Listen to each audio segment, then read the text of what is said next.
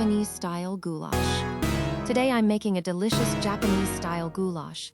Ingredients: 500 grams beef or chicken, 2 cups rice, 1 onion, 1 carrot, 1 bell pepper, 2 tablespoons tomato paste, 3 tablespoons vegetable oil, 4 cups water or broth, salt and black pepper, paprika optional, fresh parsley.